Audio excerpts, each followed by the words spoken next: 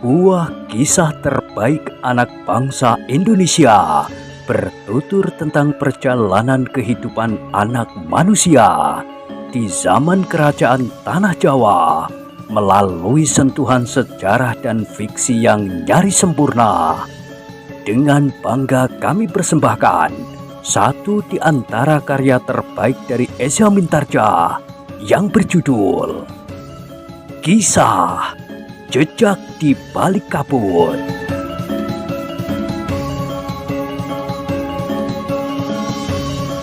Pada kesempatan yang sangat baik ini, kita masuk pada episode yang ke-194. Selamat menikmati.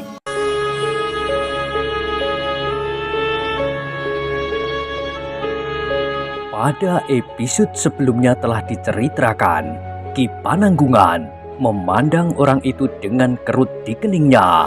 Sementara itu orang yang kemudian memandikan lembunya itu juga memandang Ki Pananggungan sekilas. "Aku belum pernah melihat orang ini," berkata orang yang memandikan lembunya itu di dalam hatinya. Sementara itu Ki Pananggungan justru telah mendekati orang itu sambil bertanya, "Kisanak, bukankah pohon yang lama telamat nampak itu pohon Moncowarno?" Orang itu mengerutkan keningnya, namun kemudian orang itu pun mengangguk. "Iya Kisanak, pohon itu disebut pohon Moncowarno. Apakah Kisanak akan pergi ke pohon itu untuk melihat nasib?" "Nasib?" "Iya, siapa yang nasibnya baik di waktu mendatang akan dapat melihat bunga melati pada pohon Moncowarno itu. Tetapi siapa yang melihat kembang bangah, maka nasibnya akan menjadi buruk." "Tidak Kisanak, aku tidak akan pergi untuk melihat nasib pada pohon Moncowarno itu." "Oh, tentu setidak-tidaknya Kisanak akan dapat melihat keajaiban alam." "Keajaiban apa?" bertanya Ki Pananggungan. "Bukankah sangat ajaib jika sebatang pohon dapat mempunyai berbagai macam bunga?" "Bunga apa saja Kisanak?" "Tidak semua orang dapat melihat jenis-jenis bunga apa di pohon Moncowarno itu. Ada bunga randu, bunga belimbing lingkir, bunga gayam dan banyak lagi." "Bunga melati itu?" "Iya, bunga melati." "Tetapi itu bukan suatu keajaiban Kisanak."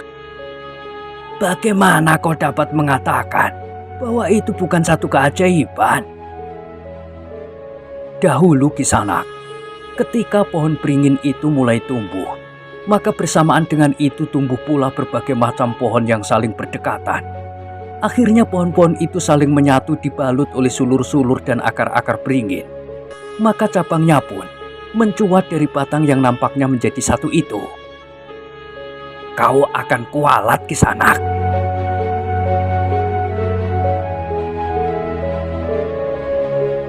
Ki Pananggungan menarik nafas dalam-dalam.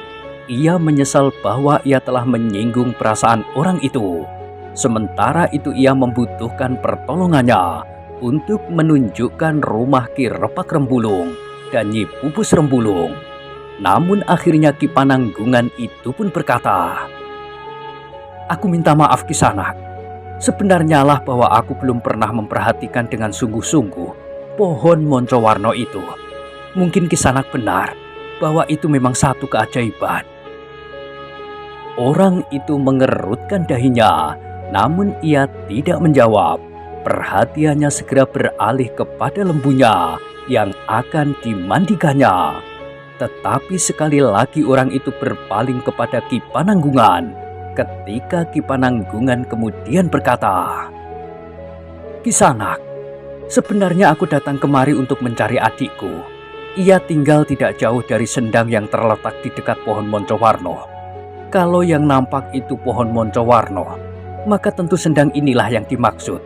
Atau barangkali ada sendang lain di dekat tempat ini?" "Tidak Kisanak, ini adalah satu-satunya sendang di lingkungan ini. Di belakang pohon benda yang besar itu juga ada mata air yang terhitung deras. Tetapi di belakang pohon benda itu tidak ada sendang. Airnya menggenang tidak seberapa banyak, karena airnya itu kemudian mengalir di dua batang parit yang mengairi sawah di sisi yang lain dari padukuhan itu. Kalau begitu, tentu sendang inilah yang dimaksud. Orang yang sedang memandikan lembunya itu mengangguk-angguk, namun kemudian ia pun bertanya, "Siapakah yang Kisanak cari?" Namanya Rembulung, Repak Rembulung, sedangkan istrinya dipanggil Pupus Rembulung. Orang itu mengerutkan dahinya, namun kemudian ia pun menggeleng. "Aku belum pernah mendengar namanya, Kisanak. Aku lahir, besar dan tua di padukuhan ini. Aku mengenal banyak orang. Penghuni padukuhan ini semuanya aku kenal. Penghuni padukuhan tetangga pun banyak pula yang aku kenal. Tetapi nama itu aku belum pernah mendengarnya." Kisanak, Repak Rembulung dan Pupus Rembulung belum terlalu lama tinggal di sini. Ia orang baru. Sementara itu, akhir-akhir ini di rumahnya telah berdatangan beberapa orang tamu. Orang itu masih mengingat-ingat, sementara Ki Pananggungan pun berkata lagi, "Mungkin Kisanak melihat rumah yang nampak terlalu banyak penghuninya, atau kadang-kadang jika sedang memandikan lembunya, melihat 1-2 orang gadis yang mencuci pakaian terlalu banyak." Orang itu tiba-tiba saja mengangguk-angguk. Katanya, "Kisanak, mungkin yang kau maksud itu adalah sepasang suami istri yang tinggal di tempat terpencil itu, di bekas sebuah pategalan yang dibelinya dari penghuni padukuhan ini. Sepasang suami istri itu membangun sebuah rumah yang terhitung besar. Karena rumah itu terletak di bekas pategalan, maka rumah itu seakan-akan menjadi terpencil, sehingga pergaulan penghuninya menjadi tersisih pula. Tetapi bukan maksud kami untuk menyisihkan penghuni rumah itu. Jika berpapasan dengan kami, mereka pun mengangguk hormat pula, sebagaimana kami lakukan terhadap mereka." "Mungkin Kisanak, memang mungkin sekali. Di manakah letaknya pategalan itu?" "Di sebelah padukuhan ini, di antara sebuah sungai kecil yang agak curam." "Apakah aku dapat pergi ke sana dengan naik seekor kuda?" "Dapat saja Kisanak, tetapi dengan sedikit melingkar. Kisanak harus melalui ujung padukuhan ini. Di sebelahnya terdapat sebuah jembatan bambu. Kisanak dapat meniti jembatan itu. Jembatan itu cukup kuat." "Terima kasih Kisanak. Aku akan melihat penghuni rumah yang terpencil itu. Mudah-mudahan penghuni rumah itu yang aku cari. Jika tidak pun, tidak mengapa." "Silakan Kisanak. Mudah-mudahan merekalah yang kau cari." Ki Pananggungan pun kemudian minta diri. Sekali lagi ia mengucapkan terima kasih. Sejenak kemudian, maka Ki Pananggungan pun telah menyusuri jalan padukuhan, seperti petunjuk orang yang sedang memandikan lembunya itu. Maka di ujung padukuhan itu Ki Pananggungan pun telah menyeberang sungai lewat sebuah jembatan bambu. Ketika Ki Pananggungan menengadahkan wajahnya, maka dilihatnya matahari telah sampai ke puncaknya. Dengan jantung yang berdebaran, Ki Pananggungan membelokkan kudanya mengikuti jalan yang tidak terlalu lebar menuju ke sebuah rumah yang terletak di bekas sebuah pategalan. Namun ketika Ki Pananggungan itu mendekati Regol, maka dilihatnya seseorang berdiri di pinggir jalan sambil memandanginya dengan tajamnya. "Kisanak!" sapa orang itu ketika Ki Pananggungan melintas di depannya. Ki Pananggungan pun menghentikan kudanya, bahkan Ki Pananggungan itu meloncat turun. "Kau akan pergi kemana Kisanak?" bertanya orang itu. "Aku akan pergi ke rumah itu Kisanak," jawab Ki Pananggungan. "Siapakah yang kau cari?" Aku mencari Repak Rembulung dan Pupus Rembulung. Kau siapa? Aku kakak Repak Rembulung. Orang itu termangu-mangu sejenak, namun tiba-tiba saja dari kejauhan terdengar seseorang menyebut nama Ki Pananggungan. Kakang Pananggungan! Ki Pananggungan berpaling ke arah suara itu. Dilihatnya Repak Rembulung berdiri di pintu regol halaman rumah di bekas pategalan itu. Kau Repak Rembulung? Marilah kakang. Ki Pananggungan itu pun kemudian menuntun kudanya memasuki regol halaman rumah yang ternyata benar rumah Repak Rembulung. Sambil melangkah menyeberangi halaman, Repak Rembulung itu pun bertanya, "Dari mana kakang tahu bahwa aku tinggal di sini? Bukankah kau meskipun tidak langsung pernah mengatakan kepadaku?" "Kapan?" bertanya Ki Repak Rembulung sambil mengerutkan dahinya. Bahkan langkahnya pun terhenti di tengah-tengah halaman. "Apakah kau sudah lupa? Kau tinggal di sebuah padukuhan, dekat sebuah sendang yang airnya bening dan tidak kering di segala musim.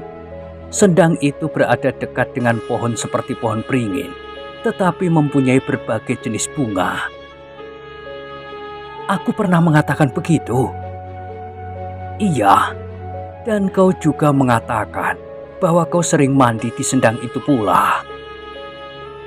"Kakang, aku tidak pernah mandi di sendang itu." "Kau sendiri yang mengatakannya. Apakah kau benar-benar mandi atau sekedar membual? Aku tidak tahu." Ki Repak Rembulung masih mengingat-ingat. Ia pun kemudian bergumam, "Aku tidak ingat lagi bahwa aku pernah mengatakannya kepada kakang." "Jika kau tidak pernah mengatakan kepadaku, dari siapa aku tahu bahwa kau tinggal di sini?" Ki Repak Rembulung tidak menjawab. "Repak Rembulung, umurku lebih tua dari umurmu, tapi kau sudah hampir menjadi pikun. Sementara itu ingatanku masih tetap jernih." "Mungkin kakang, mungkin aku sudah hampir menjadi pikun." Repak Rembulung itu pun mengangguk-angguk.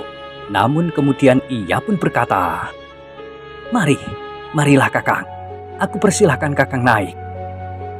Keduanya pun kemudian melangkah lagi ke pendopo rumah Ki Repak Rembulung yang terhitung besar. Di belakang pendopo yang berbentuk joglo terdapat dua wuwung bangunan limasan. Di belakangnya terdapat sebuah longkangan yang berhubungan dengan longkangan samping di belakang seketeng. Kemudian masih ada lagi bangunan limasan satu wuwung lagi. Di sebelah menyebelah terdapat gandok yang memanjang sampai ke belakang.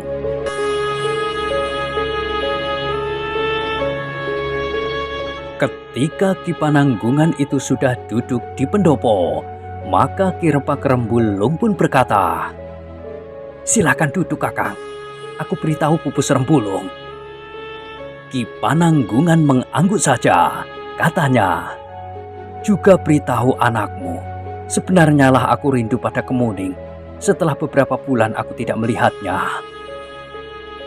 Ki Repak Rembulung tersenyum. Katanya, "Baik kakang, aku beritahu Kemuning dan Nyi Permati juga." Sejenak kemudian, Ki Repak Rembulung pun hilang di balik pintu masuk ke ruang dalam. Ki Pananggungan pun kemudian duduk sendiri di pendopo. Ia sempat mengamati keadaan di sekitarnya. Keningnya berkerut ketika ia melihat dua orang anak muda melintas, kemudian masuk ke sebuah pintu bilik di gandok sebelah kanan. Agaknya mereka yang disebut sanak kadang Pupus Rembulung dari padukuhan di pinggir Kali Progo, berkata Ki Pananggungan di dalam hati. Kemudian ia pun bertanya kepada diri sendiri, "Tetapi apakah yang dikatakan Pangeran Benowo dan Angger Paksi itu benar, bahwa anak-anak muda itu adalah jalur Haryo Wisoko bagi masa mendatang? Jika demikian, maka mereka tentu bukan orang-orang dari padukuhan di dekat Kali Progo. Jantung Ki Pananggungan berdesir ketika ia melihat Kemuning di halaman rumah itu berjalan bersama seorang anak muda yang berwajah tampan. Nampaknya hubungan mereka begitu dekat. Ki Pananggungan melihat Kemuning itu tertawa sambil mencubit lengan anak muda itu. Namun kemudian Kemuning pun berlari masuk ke pintu seketeng.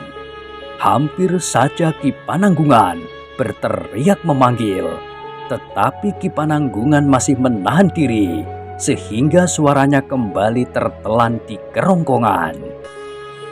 Namun tiba-tiba saja terasa punggungnya menjadi basah oleh keringat.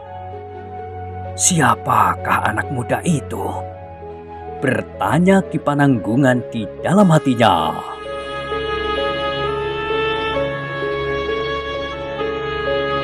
Namun di luar sadarnya, Ki Pananggungan itu pun mulai membayangkan hubungan antara Kemuning dengan anak muda yang tampan itu.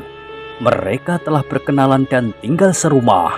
Setiap hari mereka bertemu, berbincang dan barangkali juga bergurau. Ki Pananggungan itu pun telah teringat pula kepada Paksi Pamekasan. Agaknya anak muda itu sifatnya berbeda dengan Paksi yang lebih banyak mengekang diri. Tetapi agaknya anak muda itu tidak. Dengan demikian tanggapan Kemuning pun akan berbeda. Agaknya Kemuning merasa lebih bebas berhubungan dengan anak muda itu daripada dengan Paksi yang nampak selalu bersungguh-sungguh. Ki Pananggungan melihat anak muda itu selangkah mengejar Kemuning. Namun demikian Kemuning hilang di balik pintu seketeng. Anak muda yang masih tertawa itu berhenti. Bahkan ia pun berbalik melangkah ke gandok. Ki Pananggungan itu pun menarik nafas dalam-dalam. Namun kemudian ia pun berkata di dalam hatinya, "Di rumah ini ada Repak Rembulung, ada Pupus Rembulung yang menurut pengamatanku dapat menjadi ayah dan ibu yang baik di rumah. Mudah-mudahan mereka sempat menilik pergaulan anak gadisnya yang sudah meningkat dewasa itu. Bahkan di rumah ini juga ada Nyi Permati, justru ibu kandung Kemuning. Nyi Permati yang menjadi pamomong Kemuning itu tentu akan dapat memberi petunjuk jalan kehidupan bagi seorang yang meningkat menjadi seorang gadis dewasa." Tetapi angan-angan Ki Pananggungan itu terputus. Dengan tergopoh-gopoh seorang perempuan keluar dari ruang dalam. Dengan ramah perempuan itu menyapa, "Kakang, selamat datang di rumah kami yang sederhana ini, Kakang." Ki Pananggungan pun bangkit berdiri. Pupus Rembulung dan Repak Rembulung kemudian diikuti oleh Nyi Permati yang menyambutnya dengan mata yang basah. "Silahkan duduk, Kakang." Pupus Rembulung mempersilahkan. Ki Pananggungan pun kemudian duduk kembali bersama Ki Repak Rembulung, Nyi Pupus Rembulung dan Nyi Permati. Berganti-ganti mereka bertanya tentang keselamatan perjalanan Ki Pananggungan serta keluarga yang ditinggalkannya. "Mbok Ayu tinggal sendiri di rumah, Kakang?" "Ada beberapa orang yang menemaninya di rumah, Nyi. Seorang yang meskipun sudah agak tua, tetapi masih kuat untuk menimba air, mengisi pakiwan. Seorang remaja anak tetangga, dan seorang perempuan yang sudah lama tinggal bersama kami." "Kenapa Mbok Ayu tidak datang kemari bersama Kakang?" "Bukankah baru kali ini aku menemukan rumahmu? Jika aku mengajak Mbok Ayumu, tetapi kami tidak menemukan rumahmu, maka perjalanan Mbok Ayumu akan sia-sia." Pupus Rembulung tertawa, sementara Ki Repak Rembulung bertanya, "Maaf Kakang, bukankah Kakang tidak membawa persoalan yang penting yang akan Kakang sampaikan kepada kami?" "Ah," potong Pupus Rembulung, "kenapa kau tergesa-gesa bertanya tentang kepentingan kedatangan Kakang Pananggungan? Kakang tentu letih. Biarlah Kakang beristirahat. Kakang Pananggungan tentu tidak akan tergesa-gesa pulang. Kakang tentu akan bermalam, bahkan mungkin 2 atau 3 malam. Ki Pananggungan tersenyum, sedangkan Ki Repak Rembulung itu pun menjawab, "Terus terang, aku menjadi berdebar-debar ketika aku melihat Kakang Pananggungan datang kemari, sehingga aku ingin segera mengetahui jika Kakang membawa persoalan yang penting." Namun Ki Pananggungan itu kemudian tertawa sambil menjawab, "Hehehe, tidak ada yang penting. Sebenarnya lah, Mbok Ayumu sangat rindu kepada Kemuning. Setelah sekian bulan berlalu, tidak terdengar kabar beritanya sama sekali." "Akulah yang minta maaf, Kakang," sahut Nyi Permati. "Seharusnya aku datang mengunjungi Kakang bersama Kemuning." "Kau?" bertanya Ki Pananggungan. "Seharusnya kau menjadi jerah. Kau pernah tersesat dan bahkan jatuh ke tangan Bahu Langlang." "Sayang aku terlambat mengetahuinya, Kakang," sahut Ki Repak Rembulung. "Tetapi syukurlah bahwa Yang Maha Agung masih melindungi anakmu." "Jika aku dapat menemukan orang itu," geram Pupus Rembulung. "Sekarang tidak perlu lagi. Seandainya kalian menemukannya, segala sesuatunya sudah berubah. Kau tidak perlu lagi mendendamnya. Syukuri perlindungan Yang Maha Agung itu." Ki Repak Rembulung menarik nafas dalam-dalam, sementara Nyi Pupus Rembulung pun menyahut pula, "Iya, Kakang." "Tetapi di manakah Kemuning sekarang?" bertanya Ki Pananggungan. "Ada, Kakang. Ada di belakang." Ketika Nyi Permati beringsut, Nyi Pupus Rembulung pun berkata, "Sudah, duduk sajalah, Nyi. Biarlah aku memanggil Kemuning." Nyi Permati menarik nafas panjang, namun nampak bahwa ada sesuatu yang membuat perasaannya menjadi muram. "Mungkin sikap dan tingkah laku Kemuning," berkata Ki Pananggungan di dalam hatinya. Ki Pananggungan itu pun telah teringat lagi kepada paksi yang ada di rumahnya bersama Pangeran Benowo. Namun Ki Pananggungan tidak ingin mengatakannya bahwa di rumahnya ada Paksi dan Wijang. Sejenak kemudian, Nyi Pupus Rembulung telah keluar dari ruang dalam sambil menggandeng tangan Kemuning. "Inilah anak itu, Kakang." "Kemuning," desis Ki Pananggungan. Kemuning itu pun kemudian berlari-lari kecil, duduk bersimpuh di hadapan Ki Pananggungan. Kemuning itu pun membungkuk dalam-dalam sambil mencium tangan Ki Pananggungan. "Paman," desisnya. Terasa tangan Ki Pananggungan menjadi basah. "Kau baik-baik saja, Kemuning?" bertanya Ki Pananggungan. "Iya, Paman. Aku baik-baik saja. Bagaimana dengan Paman dan Bibi?" "Semuanya baik-baik saja, Kemuning. Bibimu sangat rindu kepadamu." "Aku minta maaf, Paman. Sebenarnya bahwa aku ingin sekali pergi menemui Paman dan Bibi. Tetapi ayah dan ibu terlalu sibuk, sehingga belum dapat mengantarku. Sementara itu aku takut untuk pergi berdua saja dengan Bibi Permati." "Jangan pergi berdua saja, Kemuning," berkata Ki Pananggungan. "Kau akan dapat jatuh ke tangan seseorang yang berniat jahat, seperti yang pernah terjadi. Karena itu, biarlah Paman saja yang datang kemari. Mungkin pada kesempatan lain, Paman dapat datang bersama Bibi." "Kecuali jika kau akan pergi menengok bibimu bersama Pamanmu Pananggungan," berkata Nyi Permati. "Jika kau ingin, biarlah Kemuning pergi bersamaku. Nanti 2 atau 3 hari, aku akan mengantarnya pulang." Ki Repak Rembulunglah yang menyahut sambil tertawa. "Hehehe, kami tidak ingin merepotkan Kakang. Biarlah pada kesempatan lain, aku mengantarnya menengok Mbok Ayu." "Tidak apa-apa. Bukankah aku tidak mempunyai pekerjaan lagi? Sawahku sudah digarap oleh tetangga. Kebunku sudah ada yang memelihara. Apalagi? Pupus Rembulung pun tersenyum sambil ia berkata, "Jangan Kakang, biarlah kami yang mengantar Kemuning menengok pipinya. Syukurlah bila kami dapat bertemu dengan orang yang bernama Bahulanglang itu."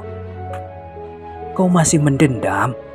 bertanya Ki Pananggungan. Pupus Rembulung justru tertawa. Jawabnya dengan serta-merta, "Tidak Kakang, tidak lagi." "Tetapi bukankah kau bakar rumah Bahulanglang itu?"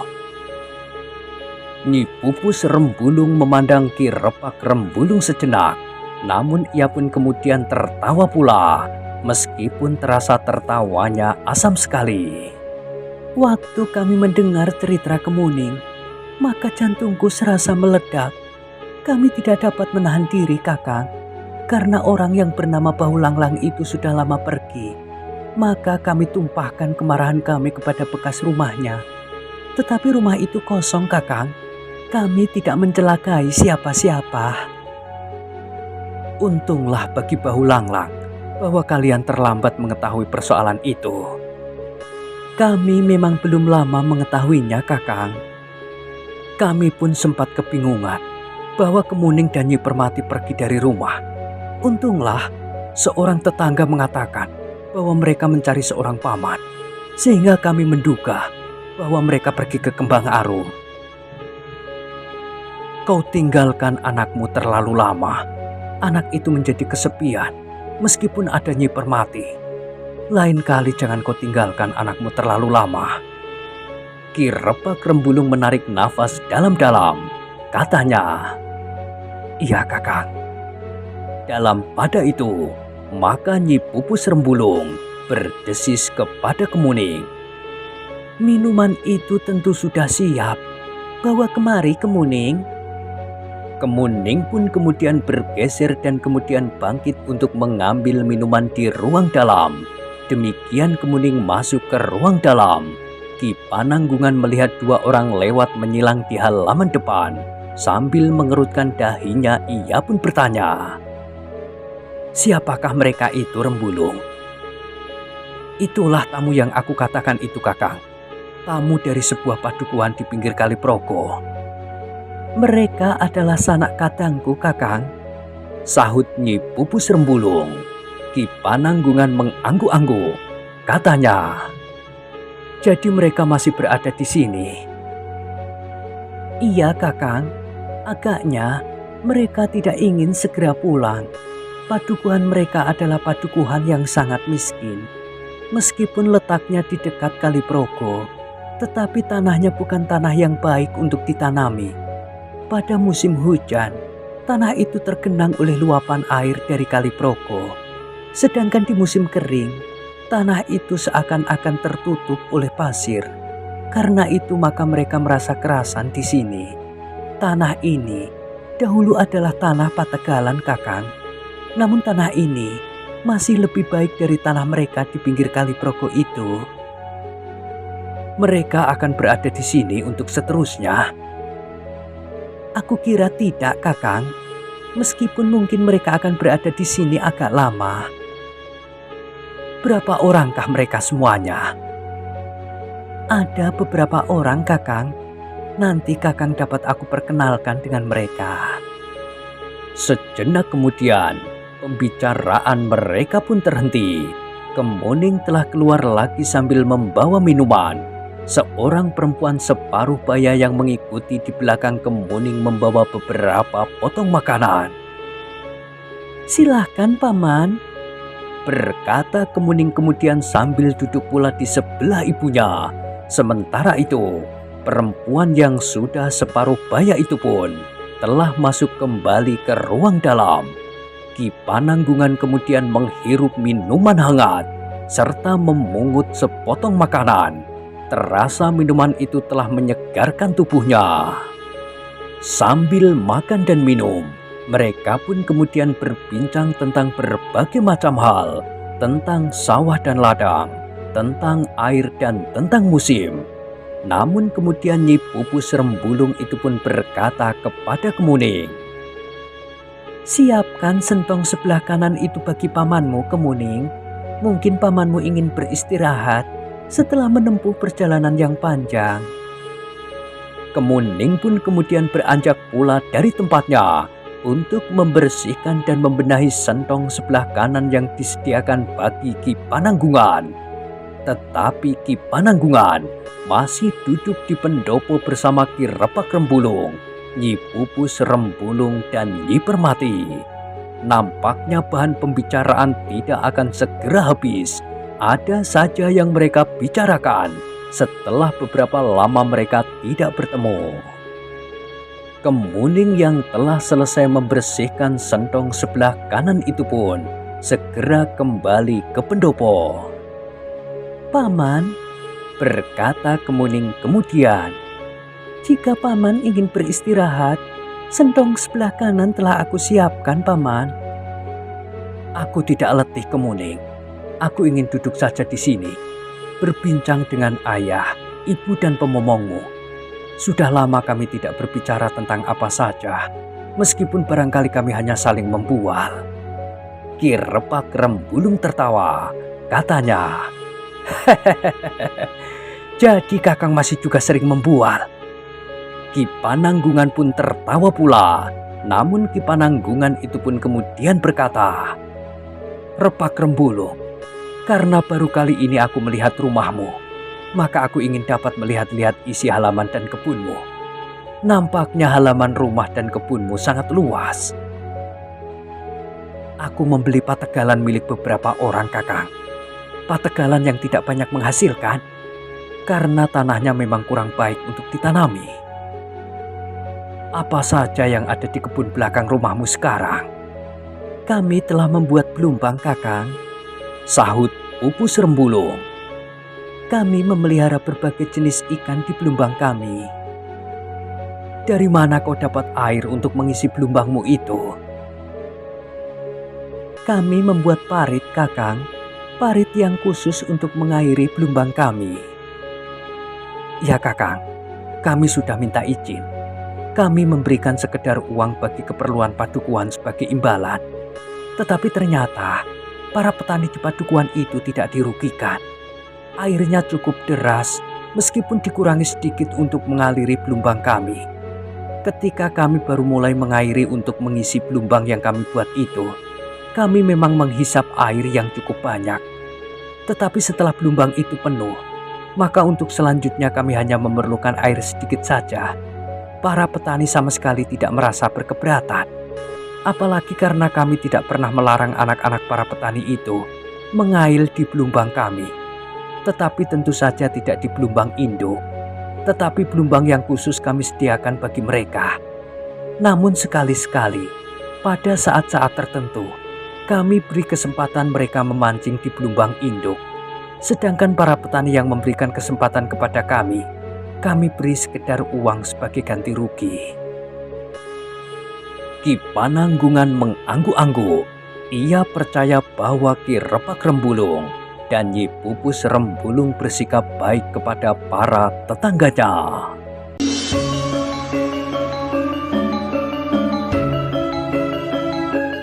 Nah, bagaimanakah kisah selanjutnya? Silahkan ikuti terus kisah Jejak di Balik Kabut pada episode berikutnya. Sampai jumpa.